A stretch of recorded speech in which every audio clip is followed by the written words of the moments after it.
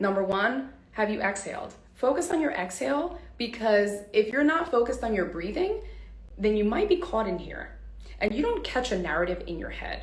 You got to come out of your head, okay? And you have to ground into the body. And the greatest way to ground into the body is through the breath, because the breath is always right now. Your mind can be in a past place or a future place, and it can trick your body into doing that too, right? You might physically be here, but if you're thinking about something, that's positive, your body might be responding to it really happy. If you're thinking about something negative, your body might be responding to it like tense, right? So your body isn't even technically here, right? It's in some future place. It's reliving some terrible past event. So exhale, focus on your breath, and ground into the body. And then the next thing you have to ask yourself is, how is my body doing, right? How am I feeling? Where do I feel tension? What can I do to make myself feel more relaxed, more at peace, more at ease, right? And then the third one is pay attention to how you're speaking to yourself. That's how you catch a narrative. You pay attention to how you're speaking to yourself. And quite honestly, it's, to this day, the most powerful thing I've ever done is annoyingly catch myself downgrading myself, talking shit about myself.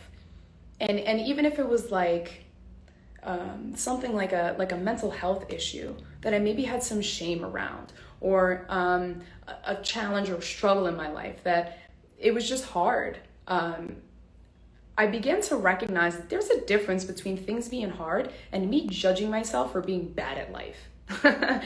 Very big difference. And there's a difference between what is and the story behind what is, or the story you tell yourself about what is. So that is definitely one of the biggest lessons I've ever learned and implemented and worked really, really hard to make it a dominant belief and thought in my mind, was that I am not less than. I don't have to play small. I don't have to downgrade myself to make other people feel comfortable. I don't have to talk bad about myself. And I shouldn't. I recognized how powerful that was. And that helped me catch other narratives, right? Judgments, they're all connected. If you think one thing's bad, you think another thing's bad, and it's leading you to all these things, and you're just like, oh, maybe they're not that bad. Maybe I'm uncomfortable with it. Maybe I don't like it. Maybe this, that. But how to catch a narrative is catch how you're treating yourself in your mind. And honestly ask yourself, would I treat my family this way? Would I treat my best friend this way? Would I ever speak to someone like this? Or would I only treat me like this?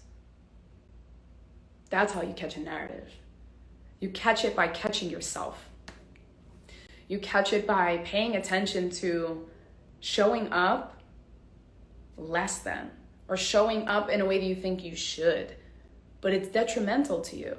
It hurts you. You say hurtful things, you think hurtful things, and those thoughts, they're attached to beliefs.